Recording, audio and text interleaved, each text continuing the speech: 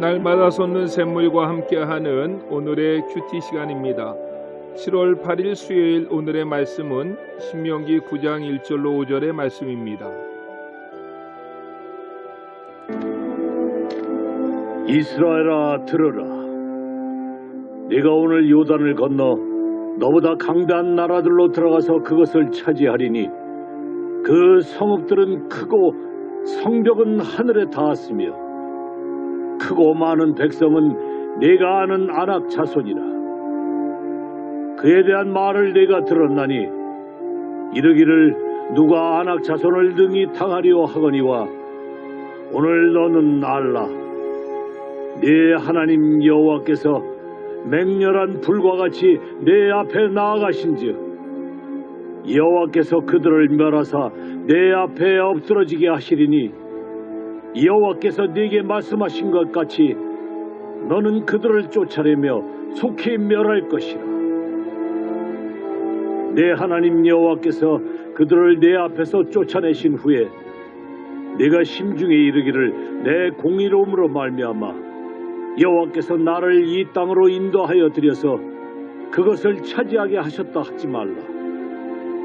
이 민족들이 악함으로 말미암아 여호와께서 그들을 네 앞에서 쫓아내심이니라.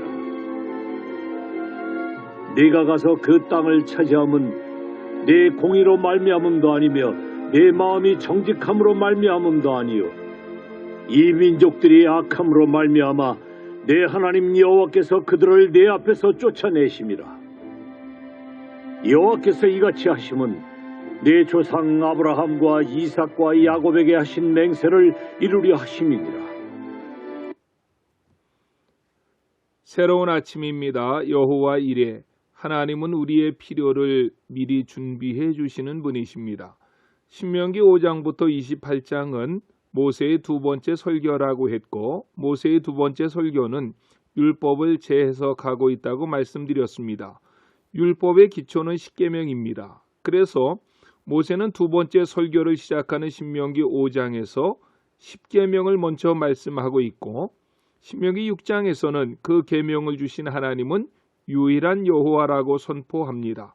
7장은 그들이 들어가 살게 될 땅은 텅 비어있는 땅이 아니라 그곳에는 가나안 7족속들이 살고 있는데 그들은 이스라엘보다 많고 힘이 센 족속이라는 것입니다. 하지만 하나님께서 이스라엘과 함께 하심으로 그들을 정복하게 될 것인데 꼭 명심할 것은 그들의 우상을 섬겨서는 안 된다고 하셨습니다.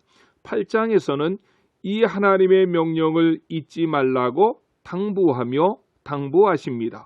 그리고 오늘부터 우리는 신명기 9장을 공부하게 됩니다. 신명기 9장 1절과 2절을 같이 보겠습니다. 이스라엘아 들으라. 내가 오늘 요단을 건너 너보다 강대한 나라들로 들어가서 그것을 차지하리니 그 성읍들은 크고 성벽은 하늘에 닿았으며 크고 많은 백성은 내가 아는 아낙 자손이라. 그에 대한 말을 내가 들었나니 이르기를 누가 아낙 자손을 등이 당하리오 하거니와 라고 했습니다. 가나안 땅에는 우리가 7장에서 이미 배운 것처럼 가나안 7족속들이 살고 있었습니다. 그들은 이스라엘 백성보다 많고 힘이 센 족속들이었다고 했습니다.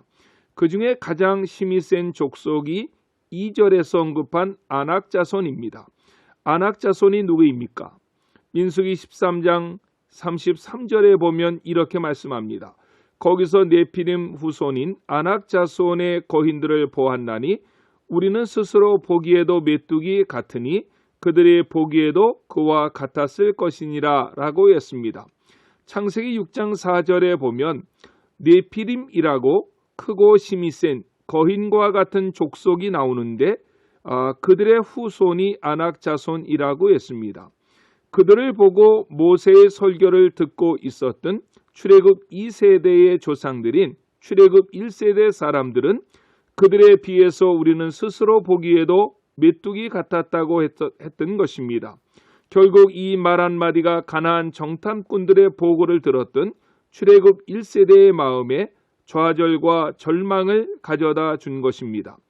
출애굽 2세대인 모세의 설교를 듣고 있는 백성들에게 모세는 다시 한번 그 사실을 상기시키면서 너희들이 가나안 땅에 들어가면 그러한 사람들을 만나게 될 것이라고 말씀합니다. 하지만 두려워할 필요가 없다고 하십니다. 왜입니까? 본문 3절에 보십시오.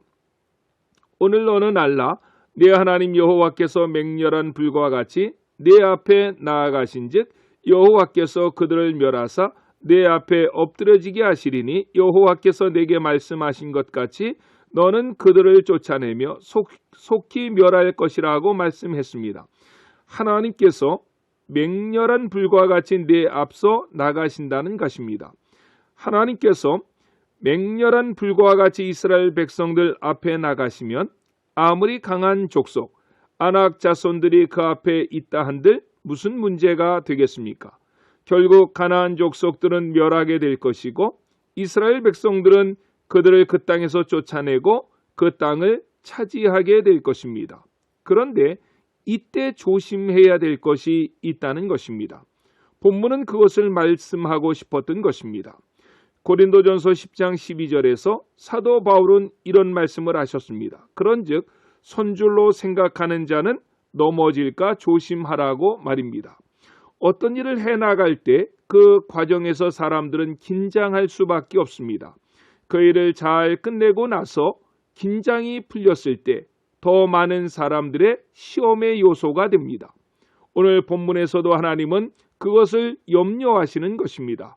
이스라엘 백성들이 가나안 땅에 들어가서 가나안 족속들과 싸울 때 그 땅에는 이스라엘 백성보다 더 강한 네피림의 후손이라고 불릴 만한 강한 아낙 자손들을 만나게 될 것인데 두려워하지 말라는 것이고 하나님이 맹렬한 불과 같이 그들 앞장서서 그들을 물리쳐 주시기 때문에 결과적으로 이스라엘 백성들은 그 땅을 차지하게 될 것인데 그런데 이스라엘 백성들이 그 땅을 차지하고 나서 이것은 내 공의로 말미암음이다. 내 정직함으로 말미암아 이 땅을 차지했다고 말해서는 안 된다는 것입니다. 5절 하반절 말씀에 보면 이 민족들이 악함으로 말미암아 내 하나님 여호와께서 그들을 내 앞에서 쫓아내심이라. 여호와께서 이같이 하심은 내 조상 아브라함과 이삭과 야곱에게 하신 맹세를 이루려 하심이라고 말씀합니다. 즉 이스라엘 백성들이 가나안 땅에 들어가서 그 땅을 차지할 수 있었던 것은 이스라엘 백성들이 공의로워서가 아니고 마음이 정직해서가 아니라 이스라엘 백성들이 그 땅에 차지하게 되어진 이유를 두 가지로 본문은 말씀하고 있습니다. 첫 번째로는 가나안 족속들이 악하기 때문이라고 말씀합니다. 4절과 5절에서도 동일한 말씀을 합니다. 가나안 족속들의 악이 하늘에 닿았기 때문에 하나님은 이스라엘을 도구로 사용하셔서 그들을 심판하시는 것입니다. 두 번째는 네 조상 아브라함과 하신 맹세, 그 약속을 이루려 하심이라고 말씀하셨습니다. 창세기 12장 1절로 3절에서 하나님께서는 갈대아 우르에서 아브라함을 불러 축복의 통로로 삼으시겠다고 하시면서 너는 너의 고향과 친척과 아비의 집을 떠나 내가 네게 보여줄 땅으로 가라. 내가 너로 큰 민족을 이루게 하시겠다고 말씀하셨습니다. 그 땅이 바로 가나안 땅입니다. 그런데 가나안 땅에서 큰 민족을 이루기가 매우 어렵습니다. 전쟁이 많은 지역이기 때문에 그렇습니다. 그래서 창세기 15장 16절에 보면 네 자손은 4대 만에 이 땅으로 돌아오리라고 했습니다. 이스라엘 백성을 큰 민족으로 번성케 하기 위해서 하나님은 애굽 땅을 모판으로 사용하십니다. 혹자는 인큐베이터로 사용하셨다고 말하기도 합니다. 그리고 약 4대, 즉 400년이 지나면 다시 가나안 땅으로 이스라엘 백성들을 돌아오게 하시겠다고 아브라함과 약속을 하셨는데 그 약속을 하나님은 신실하게 지켜나가고 계신 것입니다. 그런데 마치 이스라엘 백성들이 가나안 땅을 점령하고 나서는 자기들의 힘이고 능력이고 공의로운 양 하나님의 영광을 가로채가면 안 된다는 것입니다.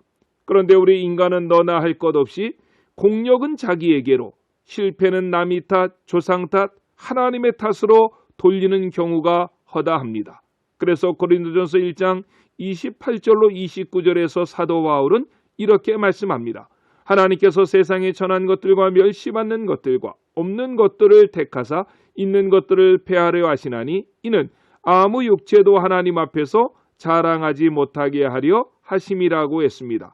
하나님이 가장 미워하시는 죄악은 사람이 하나님의 자리에 앉아서 그 영광을 가로채가는 것입니다. 만물에 찍기만도 못한 나의 나됨을 알고 모든 영광을 온전히 하나님께만 돌리는 인생이 복되고 지혜로운 인생입니다.